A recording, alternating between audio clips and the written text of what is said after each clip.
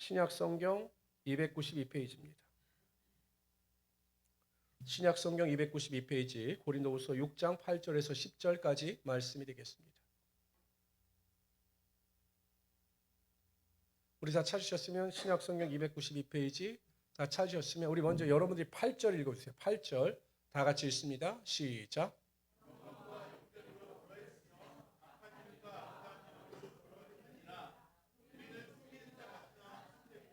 무명한 자 같으나 유명한 자요 죽은 자 같으나 보라 우리가 살아있고 징계를 받는 자 같으나 죽임을 당하지 아니하고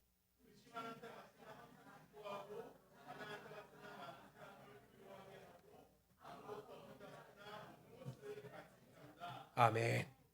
저는 오늘 읽어드린 이 본문 말씀을 가지고 하나님의 관점으로 나를 해석하라 이 같은 제목으로 하나님의 말씀을 증거하도록 하겠습니다. 이탈리아 피렌체 한 성당 뒷마당에 버려진 대리석이 하나 있었습니다.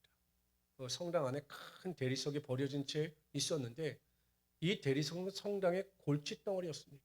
왜냐하면 그 품질이 워낙 나쁜 데다 규모도 커서 그 크기가 너무 크기 때문에 어느 곳에 처리하기도 굉장히 힘든 그런 대리석이었습니다.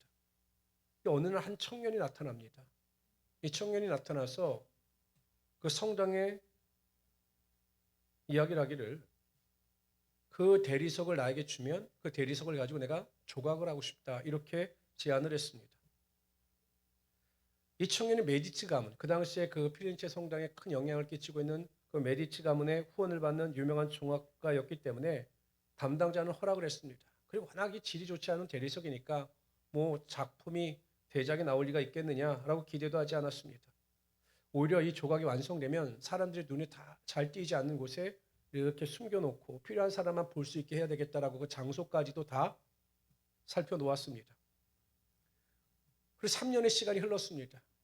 어느 날 이 청년이 그 사제한테 와서 주교한테 와서 자신의 작품이 다 완성되어졌으니 한번 와서 좀 봐달라고 이야기를 했습니다. 뭐 전문가가 아니니까 조각상을 만들어도 그 조각상이 얼마나 걸작품인지 잘 이해하지 못했죠. 그런데 사람들 사이에 입소문이 퍼지기 시작합니다. 그 피렌체 성당에 가면 한 구석에 조각상이 세워져 있는데 정말 섬세하고 아름답게 조각되어진 조각상이 있다라고 하는 소문이 돌기 시작합니다. 수많은 사람들이 그 성당을 방문했습니다. 성당의 목적이 아니라 그 조각품을 보기 위하여 그 성당을 방문한 것이었습니다.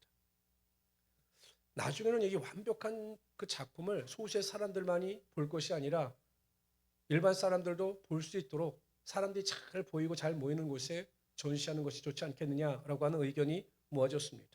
당대의 최고의 미술가였던 레오나르도 다빈치 또 보티첼리오 같은 사람들이 과연 이 걸작품을 어디에 두고 전시할 것인가를 놓고 고민을 했습니다.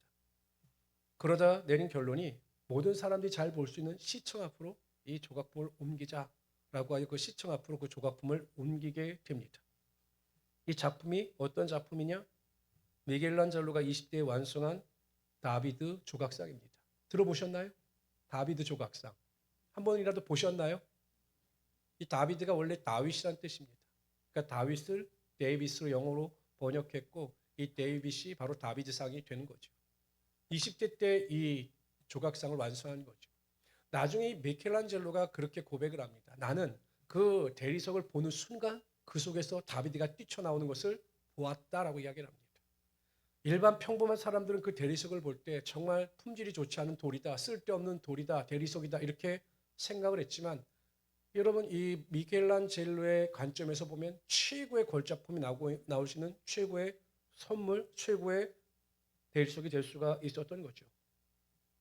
보는 관점에 따라 그 대리석이 하찮은 돌로 보일 수도 있고 그 대리석이 다비드로 보일 수도 있는 겁니다. 모든 사람들, 일반 사람의 평범한 관점에서 볼 때 그 대리석은 그저 보잘것없는 돌의 모습으로 보였던 겁니다. 그런데 여러분 그 미켈란젤로의 입장에서 보면 그 돌이 다비드로 보였던 거죠. 어느 관점에서 보느냐에 따라 그 물건이나 환경이나 조건을 해석하는 그 해석이 달라지게 되어 있는 겁니다. 제 신학교 동기 목사가 캐나다에서 사역을 할 때 선교사로 사역을 하는데 초등학교 2학년 때 아들이 학교 생활을 잘했어요. 근데 초등학교 2학년에 올라갔는데 학교로부터 담임 선생님의 연락을 받게 됩니다. 그리고 담임 선생님을 찾아가 봤더니 지나친 ADHD라 일반 학교에서는 적응을 못하니 특수학교로 보내야 된다라고 하는 통지를 받게 됩니다. 그럼 얼마나 깜짝 놀랐을까요? 아니 지금까지 아무 문제 없이 잘 자라고 단지 이제 활동적이고 이제 그런 것만 보였는데 아니 자신의 아들이 ADHD고 일반 학교에 다니지 못한다. 그런 특수학교로 옮겨야 그래야 아이한테도 좋다. 이렇게 통보를 받으니 그 부모의 입장에서 보면 얼마나 낙심이 됐겠습니까? 그 집에 돌아와서 꼼꼼히 아들을 보면서 기도하는데 그렇게 눈물이 나더랍니다. 아들이 무슨 선택이 있습니까? 부모가 선교사니까 이국 말리에 와가지고 그렇게 아들도 이국 땅에서 고생하다가 ADHD라는 진단을 받았으니 그 아들이 그렇게 불쌍해 보이는 겁니다. 그래서 아들을 위해서 밤새 눈물을 흘리며 기도했습니다. 그런데 하나님께서 그 선교사의 마음, 제 동기 선교사의 마음 속에 네가 바라보고 있는 그 아들은 내가 내게 준 큰 보물이라 걱정하지 말아라, 염려하지 말아라 이러한 마음을 주더랍니다.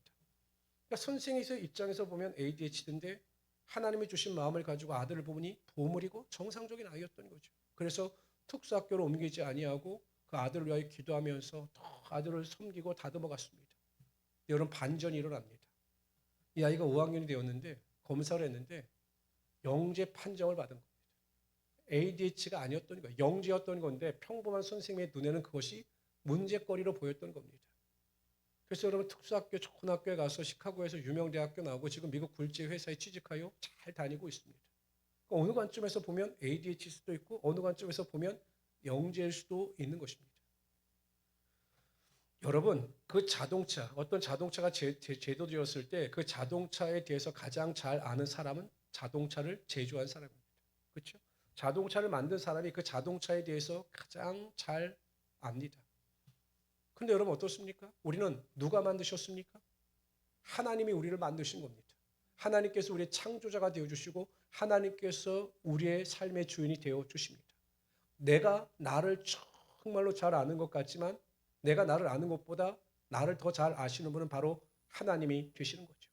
사람들은 자기 자신을 잘 몰라요. 그러니까 여러분 소크라테스가 오죽했으면 철학의 명제가 네 자신을 알라라고 했겠습니까? 사람들은 자기 자신을 모릅니다. 내가 어떤 사람이고 어떠한 능력을 가지고 있는지 정확하게 모를 때가 많습니다. 그러나 하나님은 아신다라는 거죠.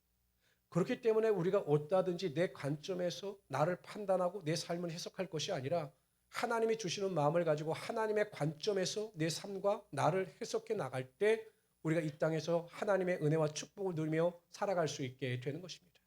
저는 오늘 본문이 그런 겁니다. 하나님의 관점과 사람들이 보는 관점의 충돌 속에서 우리가 어떠한 관점을 선택하고 진행해 나갈 것인가에 대한 정답을 제시해 주는 본문입니다.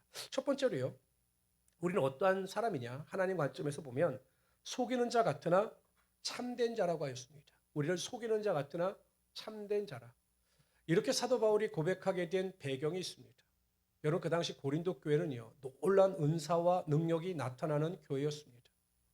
모든 성도들이 다 방언을 받았습니다. 그래서 막 예배 때 방언을 하고 막 방언의 은사와 능력이 나타납니다. 병 고침의 은사와 능력이 나타납니다. 그런데 또 교회 안에 어떤 문제가 발생하느냐 하면 서로 고소 고발을 합니다. 막 문제가 생기면 교회 안에서 해결을 해야 되는데 세상 법정에 고소 고발을 합니다. 또 시집을 가야 하느냐 결혼을 가야 하느냐 마느냐 문제 때문에 성도들이 다툼을 일으킵니다. 우상에 드는 재물을 먹어야 하느냐 먹지 말아야 하느냐 이것 때문에 문제가 발생합니다. 그래서 사도 바울이 이 문제를 해결하기 위하여 고린도 교회에 첫 번째 보낸 편지가 고린도 전서입니다. 그런데 여러분 고린도 교회 대부분의 사람들은 그 사도 바울의 권고를 받아들였지만 그중에 몇 사람은 사도 바울의 이 권고를 받아들이지 않고 오히려 사도 바울을 대적합니다. 여러분 그런 경우가 많습니다. 메시지를 전달하는 메신저. 그러니까 제가 어떤 설교를 할 때 제가 메신저잖아요. 그리고 제가 메시지, 설교를 선포합니다. 근데 이 메시지를 전하는 그 메신저에 대한 신뢰가 떨어지게 되면 전파되어지는 설교되어지는 메시지에 대한 신뢰가 떨어집니다. 그러니까 내가 믿는 사람이 무슨 말을 하면 그 말이 믿어지게 되지만 내가 믿지 못하는 사람이 말을 하면 그 말이 믿어지지 않거든요. 그러니까 여러분 사도 바울의 사도권을 공격합니다. 사도 바울은 진짜 사도가 아니다. 거짓 사도다. 그가 전하는 복음은 거짓 진리다. 이렇게 사도 바울의 사도권에 대해서 대적을 한 겁니다. 사도 바울이 이제 그거에 대한 답을 한 거죠. 너희가 내가 전하는 복음이 속이는 복음, 거짓된 진리라고 이야기하는데 아니다. 우리가 전하는 복음, 우리가 전하는 진리는 참된 진리다. 그렇기 때문에 우리는 참된 자다. 이렇게 말하고 있는 겁니다. 사도 바울이 예루살렘에서 체포되어 나중에 베스도 총독과 헤롯 아그리파 2세 왕 앞에 서게 됩니다. 그러니까 사도 바울이 내가 왜 이 자리에 서게 된 거에 대한 자세한 설명을 합니다. 첫째, 자신이 다메섹을 향하여 걸어가다가 그 예수 그리스도의 음성을 듣고 사도가 된 과정과 또한 예수 그리스도께서 고난을 당하시고 십자가에 돌아가신 일과 그리고 사흘 만에 부활하셔서 영광의 빛으로 오시는 것에 대한 이야기를 합니다. 근데 여러분 베스도 입장에서 보면 이해가 됩니까? 어떻게 죽은 사람이 살아날 수 있겠습니까? 죽은 사람이 살아났다라고 하는 이야기는 들어본 적도 없고 경험해 본 적도 없기 때문에 베스도는 사도 바울에 대해서 뭐라고 이야기하느냐? 네가 많은 학문을 배웠는데 그 학문이 너로 예수의 학문이 너로 하여금 너를 미치게 했다라고 조롱합니다. 그러니까 너 미친 사람이야. 넌 거짓된 복음에 미친 사람이야. 이렇게 조롱합니다. 헤롯 아그리빵 왕 2세는 어떻습니까? 뭐라고 이야기하면 이렇게 얘기합니다. 네가 적은 말로 나를 권하여 그리스도 안에서 그리스도인이 되게 하려 하는도다라고 이야기를 합니다. 그러니까 네가 작은 말로 나를 그리스도인을 만들려고 한다라고 조롱과 멸시를 하고 있는 겁니다. 여러분 많은 사람들 앞에서 이러한 조롱과 멸시를 당하면 보통 사람들은 위축됩니다. 그렇지 않아요? 수많은 사람들이 모였는데 그중에 어떠한 명예를 갖고 능력을 가진 사람이 나를 조롱하고 멸시하면 대중들의 반응도 똑같거든요. 그럼 사람이 위축됩니다. 근데 사도 바울은 위축이 되지 않습니다. 뭐라고 이야기하냐면 이렇게 이야기합니다. 말이 적으나 많으나 당신뿐만 아니라 오늘 내 말을 듣는 모든 사람도 다 이렇게 결박된 것 외에는 나와 같이 되기를 원하나이다. 예수 믿고 구원받아 하나님의 자녀가 되기를 원한다. 이렇게 고백하고 있는 겁니다. 사도 바울은 자기가 전하는 그 복음의 진리가 참된 진리인 것을 믿었고 그 복음을 진리를 전할 때 하나님의 능력이 임하게 됨을 믿었던 거죠. 성도 여러분, 우리가 믿는 예수 그리스도의 십자가 복음, 또는 우리가 믿는 하나님의 말씀, 하나님의 전지전능하심, 하나님의 사랑은 결코 거짓이나 속임이 아니라 하나님의 절대적 진리가 되는 것입니다. 우린 참된 진리를 믿기 때문에 그 진리 안에서 구원을 받아 하나님의 자녀가 되었고 지금도 그 진리 안에서 자유함을 누리며 살아갈 수 있게 되는 것입니다. 그리고 하나님은요, 참된 진리를 받아들여 그것을 입술로 고백하고 믿는 자들에게 하나님의 기쁨과 기대와 소망과 영원히 목마르지 않는 축복이 임하게 하여 주시는 거죠. 저하고 오랜 친구들이 있습니다. 지금도 뭐 연락은 자주 아니하지만 만나면 참 반가운 친구들입니다. 거의 50년 지기 친구들입니다. 근데 이 친구들이 가끔 저를 보면 불쌍해 보이기도 하는 것 같아요. 맨정신일 때는 저에게 말을 못하는데 술들을 한 잔씩 하면 저에게 전화를 와서 내 인생이 안 됐다는 듯이 그냥 혀를 끌끌 찹니다. 자기들은 골프도 치러 다니고 만나서 술도 한 잔 마시면서 인생을 엔조이하면서 살아가는데 나는 맨날 기도하면 전화하면 교회 있거나 뭐 설교 준비한다고 그러고 교회 청소한다고 그러고 무슨 재미로 그렇게 살아가느냐라고 저를 약간은 조롱하듯이 이야기합니다. 정말 네가 예수를 믿는데 행복하냐라고 물어보기도 합니다. 뭐 제 마음을 보여줄 수 없으니까 안타깝지요. 그러나 여러분 그거 아십니까? 항상 하나님 안에서 참된 진리를 쫓아 구원을 받은 성도들에게는요. 세상 사람들이 보지 못하는 참된 행복의 은혜가 주어지게 되어 있는 겁니다. 세상 사람들은 행복한 것 같지만 영원히 목마름에서 벗어나지 못합니다. 이해가 됩니까? 그렇게 재벌집 아들들이 그 부를 누리면서 살아가는데 가고 싶은 거 다 가고 여행하고 싶은 거 다 하고 먹고 싶은 거 다 먹는데 결국 나중에 보면 마약에 중독되는 일들이 정말로 많아요. 왜 그러느냐? 물을 마실 때 그냥 세상의 소금물을 마시기 때문에 그 목마름이 해결되지 않는 겁니다.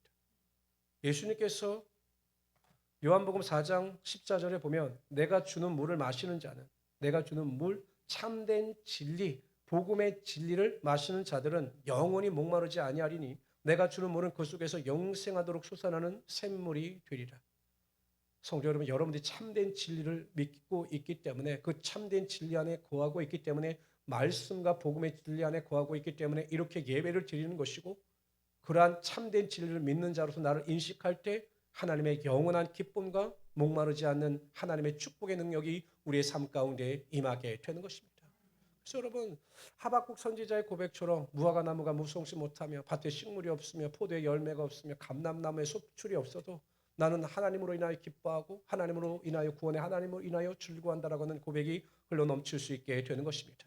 이러한 믿음을 가지고 진리를 믿고 진리를 선포하는 일에 최선을 다하며 살아갈 수 있는 우리 성도들이 되시기를 주님의 이름으로 축원합니다. 두 번째는요. 우리는 하나님의 관점에서 보면 어떤 사람들이냐. 무명한 자 같으나 유명한 자라고 하였습니다. 무명한 자 같으나 유명한 자다.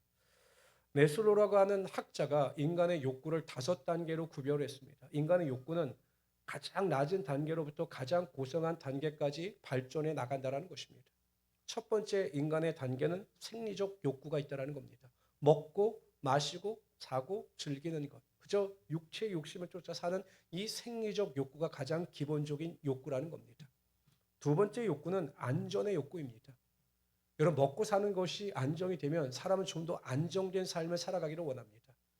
우리나라 같은 경우도 이제 먹고 살만 하니까 뭐에 신경을 쓰느냐?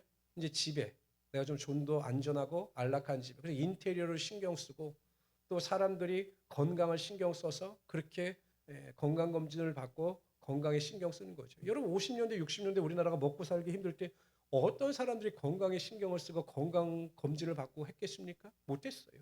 근데 그게 해결이 되니 안정의 욕구 가운데 들어가게 되는 겁니다. 이제 안정의 욕구가 만족되어지면 또 어떠한 욕구로 우리가 올라가느냐? 사회적 욕구입니다. 이제 사람들과 만나기도 좋아하고. 그래서 여러분 동창 모임에 나가기 시작하는 시기가 40대 후반에서 50대 초반 때 제일 많다는 거죠. 그래서 이 관계 그리고 젊은 엄마들 같은 경우는 이제 모임을 많이 만들죠. 제가 저번에도 이야기했지만 이해가 되지 않는 모임 중에 그 산후조리원 모임 같은 거, 또 유치원 동기 모임 이런 모임들이 만들어지는 겁니다. 이것이 인간이 가지는 사회적 욕구입니다. 네 번째 단계, 이 사회적 욕구, 관계 욕구가 완성되어지면 네 번째 욕구가 어떤 욕구냐? 존경의 욕구를 얻기를 원한다는 거예요. 그러니까 유명해지기를 원하는 것이고 인정받기를 원하는 이 명예욕에 이르게 된다는 겁니다.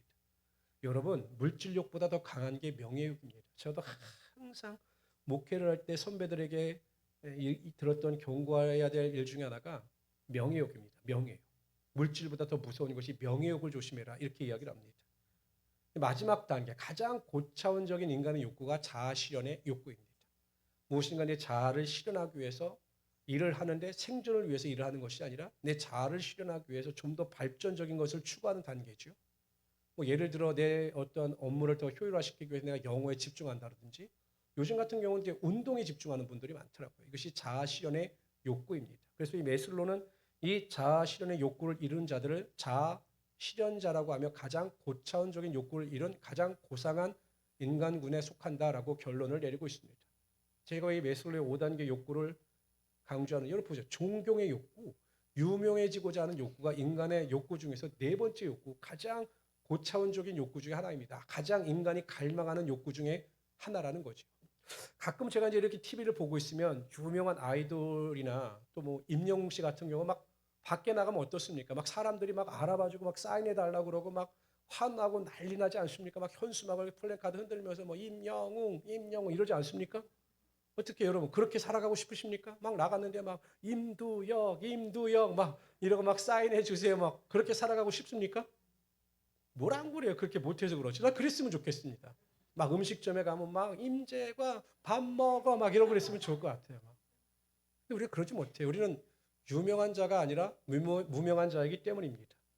혹시 여러분 이재용 씨 아십니까? 삼성그룹에? 이재용 씨 아십니까? 다 아시죠? 혹시 이병길 씨 아십니까? 이병길 씨. 모르세요? 아, 모르시겠죠. 제가 좋아하는 한세대학교 장로님이십니다. 이병길 씨 몰라요. 그러니까 이재용 씨는 다 아는데 이병길 씨는 몰라요. 그러나 여러분 하나님께서 보실 때 이재용 씨는 무명한 자나 그 장로님은 유명한 자가 되는 겁니다. 이게 우리의 특권이고 우리의 기쁨인 거죠. 우리가 잘 알고 있는 데이비드 리빙스턴은 아프리카에서 평생 복음을 전하고 노예무역을 막기 위해 고통을 감수하면서 수고한 선교사입니다. 말라리아에 수십 번 걸려서 죽을 고비를 여러 번 넘겼고 결국 그 아내는 말라리아로 그 아프리카 땅에서 죽습니다. 그럼에도 불구하고 그는 선교를 포기하지 않았고 아프리카를 품고 열심히 헌신했습니다. 왜? 하나님께서 기뻐하시는 일이었기 때문이죠. 수십 년간의 활동을 마치고 안식년을 맞이하여 자신의 고향으로 돌아오는 배를 타게 됩니다.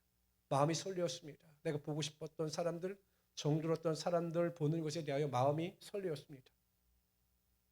얼마나 많은 사람들이 나를 기다리고 있을까. 그런데 배가 항구에 도착했는데 그 배에서 내려보니 자신을 알아봐주는 사람이 아무도 없고 자신을 맞아주는 사람도 아무도 없었습니다. 근데 자신과 같이 배를 타고 왔던 한 사람 중에 유명 인사가 있었는지 막 사람들은 그의 이름을 적은 현수막을 들고 흔들면서 막 고족대가 악기를 연주하면서 그 사람을 환영했습니다. 리빙스톤도 사람인지라 마음속에 어떠한 섭섭함이 밀려왔습니다. 그래서 하나님 앞에 자신의 마음의 고백을 했습니다. 주님, 저를 맞으러 나온 사람은 아무도 없네요. 라고 탄식 아닌 탄식을 했습니다. 서운했을까요? 했으니까요. 그런데 그 순간 하나님의 음성이 그의 마음을 진동했습니다. 하나님께서 이렇게 말씀하셨습니다. 나는 저 유명한 자의 선행은 기억하지 않으나 너의 선행과 이름은 반드시 기억한다. 네가 마지막 고향집 천국에 들어올 때 내가 너의 이름을 크게 부르며 너를 환영할 것이다. 라고 그 마음의 위로를 허락하여 주셨습니다. 여러분, 우리가 잘 알고 있는 부자와 나사로의 이야기를 생각해 봅시다. 부자는 이 땅에서 유명한 자였습니다. 부자의 이름을 기억하지 못하는 사람은 그 인근에 없었을 겁니다. 많은 돈을 소유하고 있었고 또한 때를 따라 은혜를 베풀고 잔치를 베풀었기 때문에 많은 사람들이 그 부자의 이름을 기억하고 그 부자를 부러워했습니다. 그런데 그 부자의 집 앞에서 구걸하고 있는 나사로가 있었는데 사람은 나사로를 전혀 기억하지 못해요. 분명히 나사로라고 하는 이름이 있는데 사람들은 나사로라고 하지 않고 그 사람을 거지라고 부릅니다.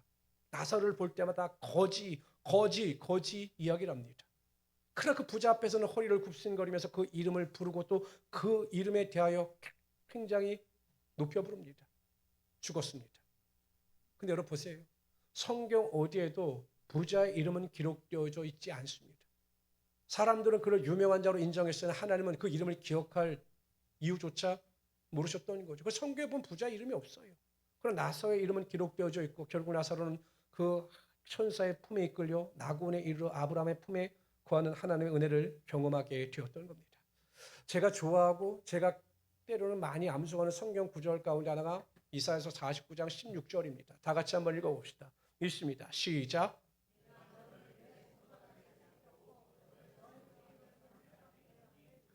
하나님이 나를 얼마나 사랑하시는지, 우리를 얼마나 사랑하시는지 하나님께서 손바닥에 나를 새겼다라고 말씀하셨습니다. 그러나 어떠한 내용을 손바닥에 새기셨는지는 말씀하고 있지 않아. 그러나 저는 확신하건대 분명히 하나님께서 우리의 이름을 하나님의 손바닥에 새기시고 항상 우리의 이름을 보시면서 우리를 위하여 기도하시고 우리를 위하여 중보하시며 우리를 위하여 일하시는 하나님이 되시는 겁니다.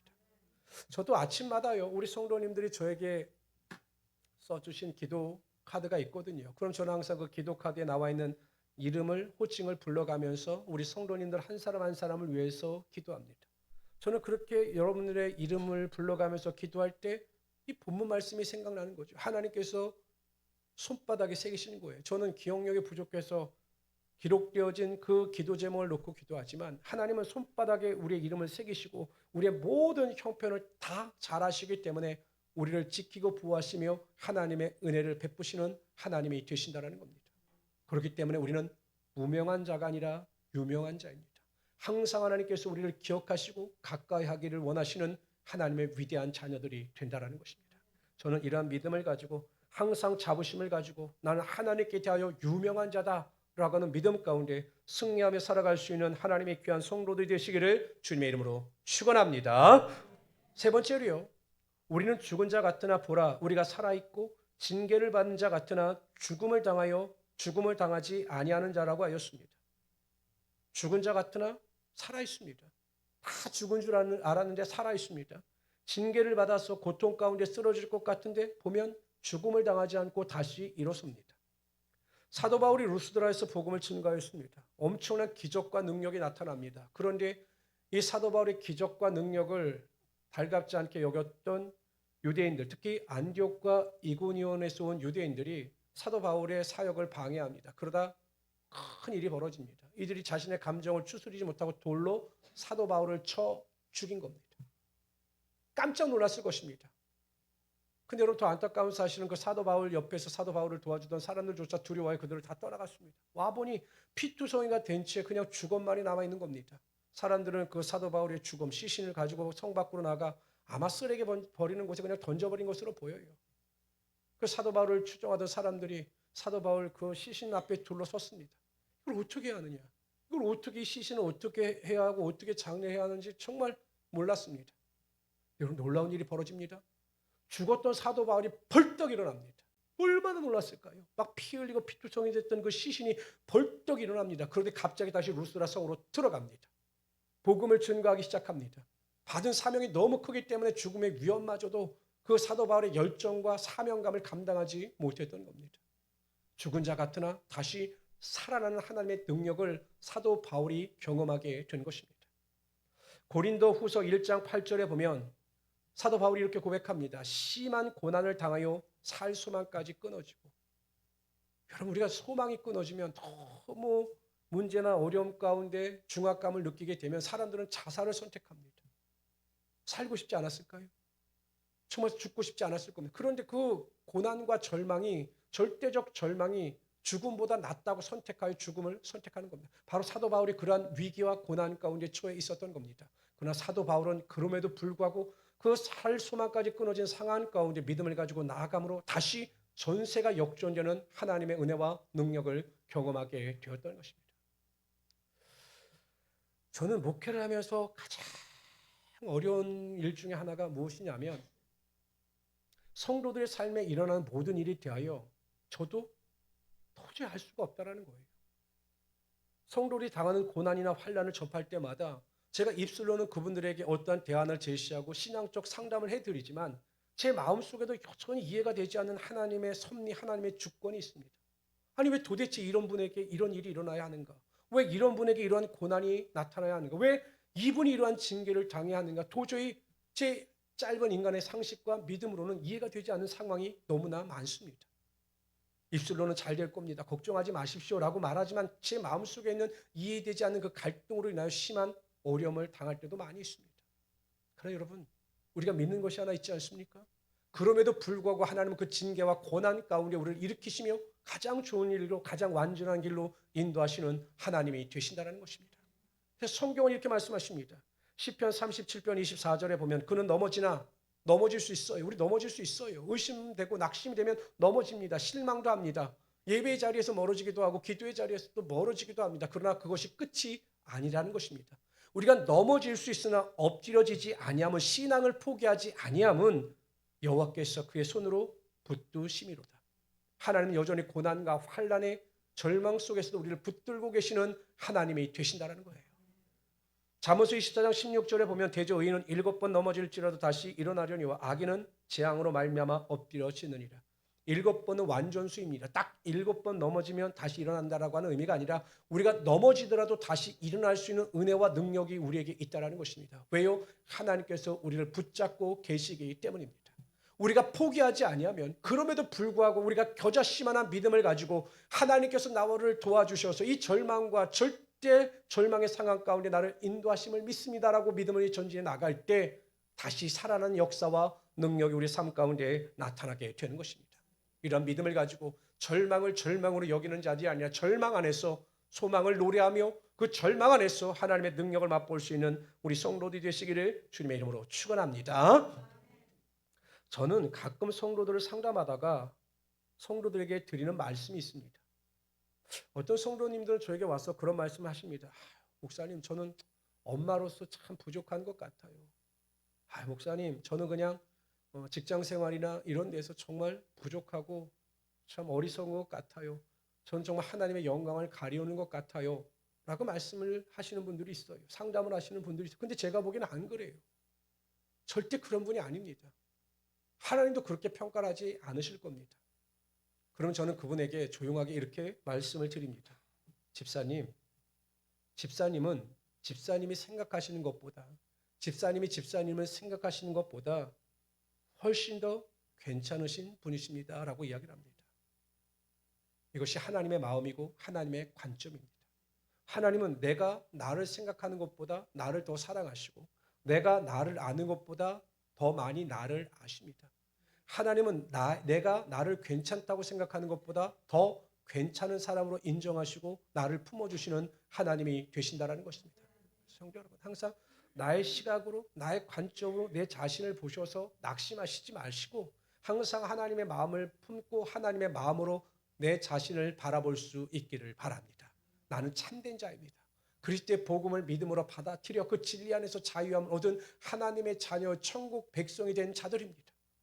하나님이 주신 자유함과 행복과 만족과 기쁨을 누리며 살아갈 수 있는 우리 성도들이 되시기를 바랍니다. 우리는 세상에서 우리를 기억하지 않을 수도 있습니다. 우리는 세상에서 무명한 자일 수도 있습니다. 그러나 하나님이 기억하시는 유명한 자입니다. 성도 여러분, 하나님께서 우리를 말씀하실 때 뭐라고 말씀하셨습니까? 우리가 천하보다 귀한 자라고 말씀하십니다. 우리의 영혼이 천하보다 귀해요. 하나님은 천하 영광과도 우리를 바꾸시지 않으실 정도로 우리를 사랑하시며 우리를 기억하시는 하나님이 되시는 겁니다. 얼마나 귀한 존재입니까? 얼마나 유명한 자입니까? 그러한 자긍심과 자부심과 자존감을 가지고 승리할 수 있기를 바랍니다. 어려우십니까? 낙심이 되십니까? 징계를 받으시는 것 같습니까? 포기하지 마십시오. 하나님의 때가 이르면 하나님은 다시 살리는 자와 같이 우리를 살리실 것이며 하나님의 권세와 능력이 임하게 하여 주시는 것입니다. 하나님을 사랑하는 자들에게 모든 것이 합력하여 선이 이루어지는 역사와 능력이 나타나게 하여 주시는 것입니다. 이러한 기대와 이러한 믿음을 가지고 하나님의 관점 안에서 하나님 앞에 더 가까이 나갈 수 있는 하나님의 귀한 성도들이 되시기를 주님의 이름으로 축원합니다. 주시 하나님 정말로